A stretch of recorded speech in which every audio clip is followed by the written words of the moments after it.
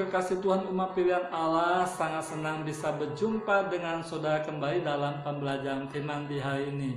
Doa dan harapan saya, kekasih Tuhan semua sehat dalam lindungannya, dan setiap masalah yang engkau sedang hadapi, satu persatu engkau selesaikan. Tentunya bukan karena kuat dan gagahmu, oleh karena Roh Tuhan yang akan memberi engkau kekuatan dan pertolongannya. Dan saudaraku kekasih, mari kita mau berdoa sebelum kita belajar bersama di hari ini. Bapa di surga, terima kasih atas anugerah-Mu. Kami boleh kembali sehat dan bisa menikmati pelajaran di hari ini karena Tuhan baik.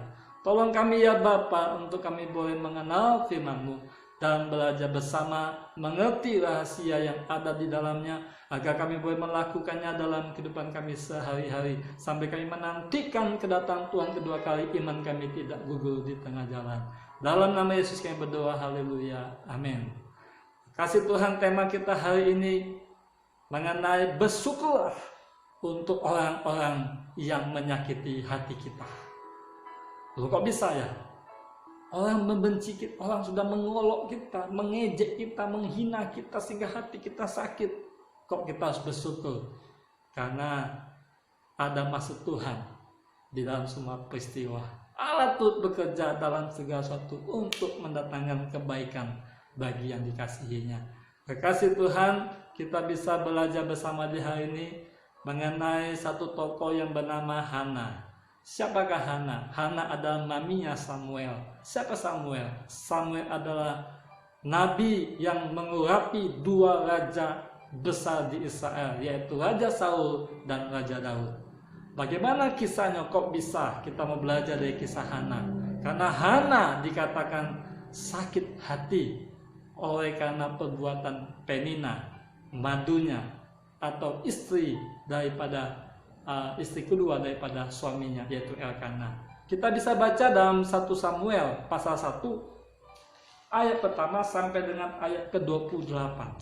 Di sana telah dijelaskan peristiwa yang menarik, saudara. Saudara bisa baca semuanya, tapi hari ini saya tidak bisa baca semuanya. Saya akan coba nuntun saudara sepenggal saja. Dikatakan di ayat pertama bahwa ada seorang laki-laki dari namanya Ramataim, dari pegunungan Efraim, namanya Elkana. Dia mempunyai istri dua yang bernama Hana dan Penina.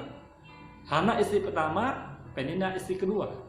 Namun dikatakan Penina itu punya anak, Hana mandul.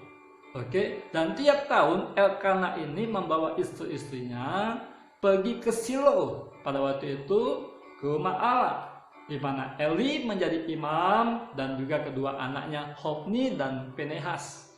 Nah, kekasih Tuhan, dikatakan ayat 7, ayat 6, tetapi madunya selalu menyakiti hatinya supaya ia gusar karena Tuhan telah menutup kandungannya.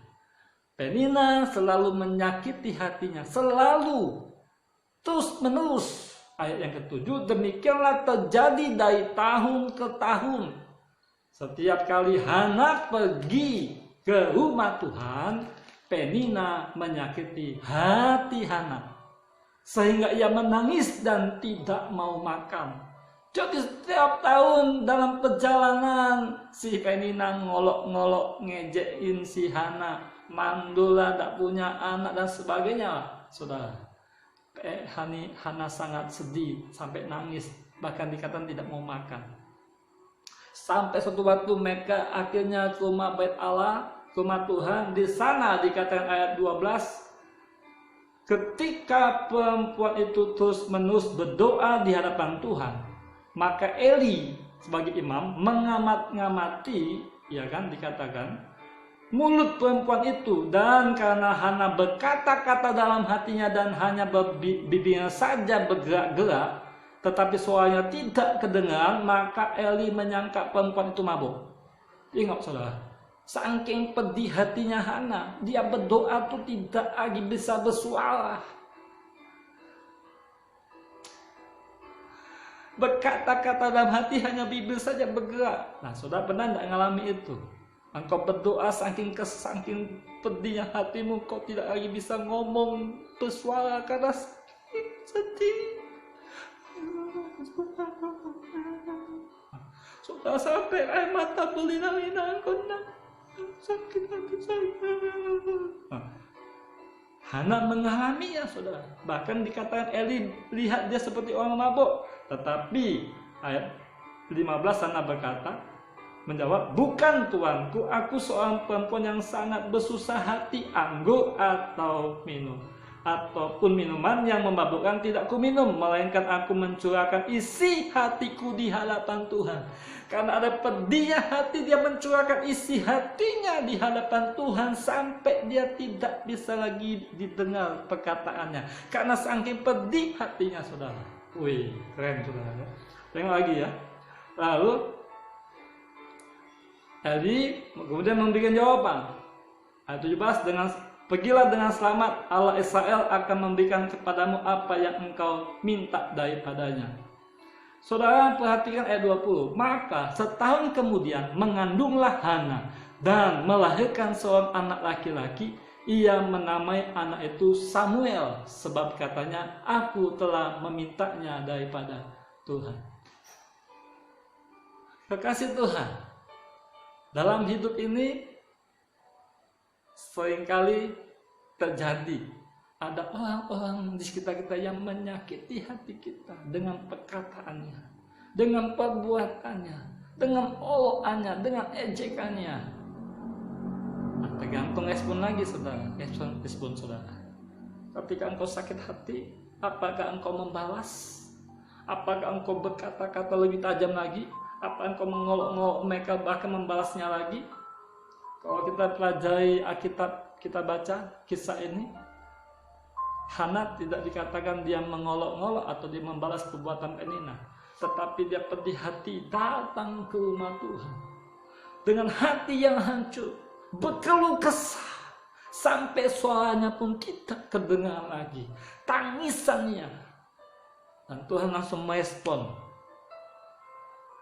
Dia pakai Nabi Eli untuk bernubuat bahwa tahun depan engkau akan melahirkan anak. Saya tidak bahas tentang anak hari ini, saudara. Saya tidak bahas tentang wanita yang mandul, tidak. Anak punya anak, haleluya. Tidak punya anak, puji Tuhan. Semua adalah kedaulatan Tuhan. Di tangan Allah, Sang Pencipta. Bukan punya anak kalau punya anak bahagia, kalau tidak punya anak tidak bahagia, itu salah. Karena saya sudah pernah memberikan pengajaran, ada orang yang punya anak malah sakit hati tiap hari. Bahkan ada orang tua membunuh anaknya karena kepedihan. Jadi peristiwa punya anak itu bukan persoalan, tetapi rencana Tuhan yang jadi atas hidup kita masing-masing. Nah, tetapi untuk peristiwa Hana Penina yang saya mau ambil adalah makna dibalik daripada lahirnya Samuel, Hana mengandung, adalah kepedihan hati daripada Hana. Ketika dia sesak hatinya, ketika dia pedih hatinya, ketika ada orang membenci dia tidak membalas orang, tetapi dia berdoa kepada Allah, meminta kepada Allah pembelaannya. Oh haleluya, Allah di surga langsung menjawab, sekalipun tidak cepat, saudara ya. Dikatakan bertahun-tahun lamanya. Di tahun-tahun lamanya Penina menyakiti hati Hana, dan bertahun-tahun lamanya juga Hana terus berdoa terus menerus kepada Allah Israel. Dan tiba tepat waktunya Allah membela Hana, menyatakan kebenarannya, dan diberikanlah buah kandungan kepada Hana, saudaraku. Yang kita bisa petik adalah ketika ada orang-orang sekitar kita yang sedang menyakiti kita, ada maksud Tuhan di sana. Saudara tidak perlu melawan, tidak perlu saudara ngamuk, tidak perlu saudara bantai. Karena toh firman Tuhan berkata, Yesus berkata, kasihilah musuhmu, dan berdoalah untuk yang membenci kamu. Doakan saudara, doakan. Tentunya kebenaran akan muncul dengan sendirinya. Engkau akan dipromosikan Tuhan. Dan orang-orang yang menyakiti hatimu akan melihat. Dan mereka tertempelak. Dan akhirnya mereka bertobat. Dan akhirnya mereka mengakui Allah yang hidup, yang membela dirimu, saudara. Amin. Amin, saudara.